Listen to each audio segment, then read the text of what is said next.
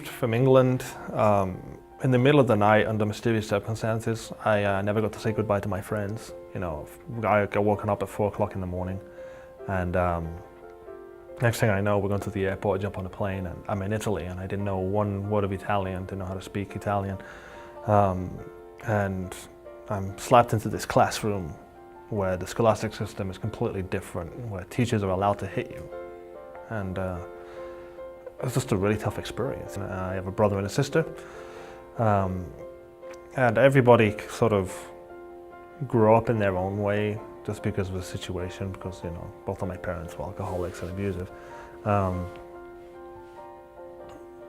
And we sort of, it was very strange. We lived in an apartment and we all ignored each other. Finally, one night, it was very, very strange. My dad decided to disappear, took off and left. And my brother moved out, my sister moved out. I lived with my mom for a few months and then decided to go live by myself too. I always get asked if I'm angry about it or anything, and I'm nothing about it. I grew up by myself, and it's just unfortunate that, you know, we're in that situation. I'm not angry at my dad, I'm not angry at my mom. They weren't really, you know, a mom and dad to me, so I sort of grew up not really loving them like parents. I was offered from Pastor Matthew the opportunity to go to Lithuania, and what attracted me to this trip was the fact that I knew there were going to be orphans involved. If there's one thing that I learned from the relationship with my parents is what not to do.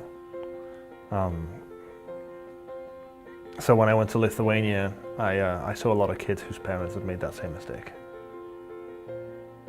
A lot of these kids were pretty much abandoned.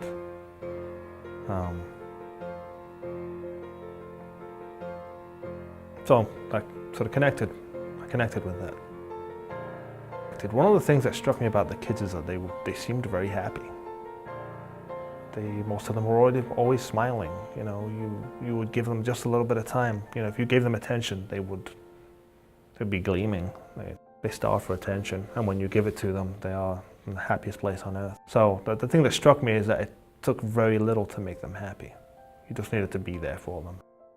Lithuanians have a big heart, and if you show them how to use it,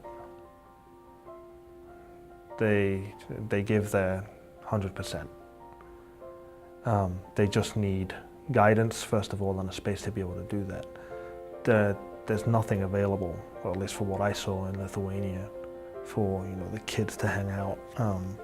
The church is not a church, it's basically an office, right, a storefront.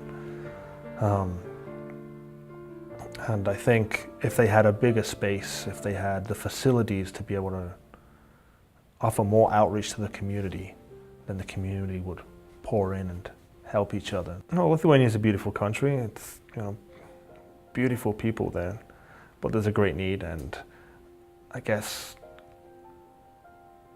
I would just say simply being there makes a huge difference.